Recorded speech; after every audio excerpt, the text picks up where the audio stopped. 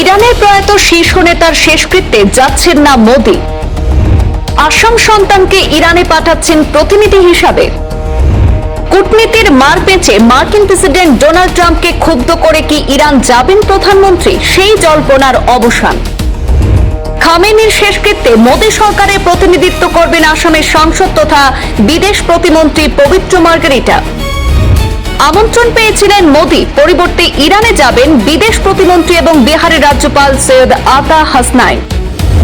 ইরানের নিহত প্রাক্তন সুপ্রিম লিডার আয়াতুল্লাহ আলী খামেনির শেষকৃত্যে যোগ দেবে ভারত। তবে জানা গিয়েছে প্রধানমন্ত্রী নরেন্দ্র মোদি সেখানে উপস্থিত থাকছেন না, পরিবর্তে ইরানে প্রতিনিধি দল পাঠাচ্ছে নয়াদিল্লি। একটি সরকারি সূত্র মারফত তেমনটাই জানা যাচ্ছে। খামেনির শেষকৃত্যে উপস্থিত থাকার জন্য প্রধানমন্ত্রী নরেন্দ্র মোদীকে আমন্ত্রণ জানিয়েছিল তেহরান। ইরানের প্রেসিডেন্ট মাসুদ পেজেশকিয়ান নয়াদিল্লিকে একটি আমন্ত্রণপত্র পাঠিয়েছিলেন বলে খবর ছিল। ওয়াকিবহাল মহলের একাংশ প্রশ্ন তুলেছিলেন যে কূটনীতির মার পেঁচে মার্কিন প্রেসিডেন্ট ডোনাল্ড ট্রাম্পকে ক্ষুব্ধ করে কি ইরান যাবেন প্রধানমন্ত্রী। এই পরিস্থিতিতে জানা গেল মোদি সরাসরি ইরান যাচ্ছেন না, পরিবর্তে খামেনির শেষকৃত্য যোগ দেবেন ভারতের দুই প্রতিনিধি, যথাক্রমে বিদেশ প্রতিমন্ত্রী পবিত্র মার্গারিটা এবং বিহারের রাজ্যপাল লেফটেন্যান্ট জেনারেল অবসরপ্রাপ্ত সৈয়দ আতা হাসনাইন। উল্লেখ্য, গত 28 ফেব্রুয়ারি ইরান এবং আমেরিকার যৌথ হামলায় মৃত্যু হয় ইরানের শীর্ষ নেতা আয়াতুল্লাহ আলী খামেনির, কিন্তু যুদ্ধ পরিস্থিতির কারণে তাকে সমাহিত করা যাচ্ছিল না। অবশেষে আগামী 4 জুলাই খামেনির অন্ত্যেষ্টিক্রিয়ার ধর্মীয় প্রক্রিয়া শুরু হবে। 9 জুলাই ইরানের খামেনির জন্মভিটা মাশহাদ শহরে সমাহিত করা হবে তাকে।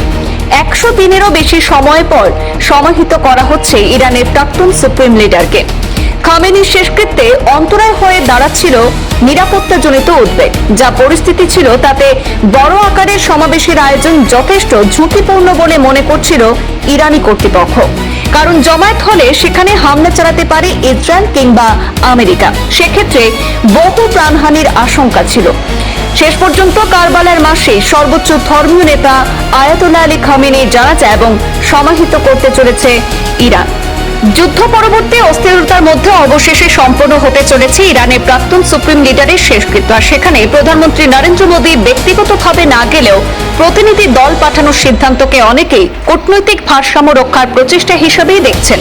এই পদক্ষেপ আন্তর্জাতিক মহলে কি বার্তা দেয় সেদিকেই এখন নজর থাকবে। ব্যুরো রিপোর্ট, পূর্বাঞ্চল প্রতিদিন।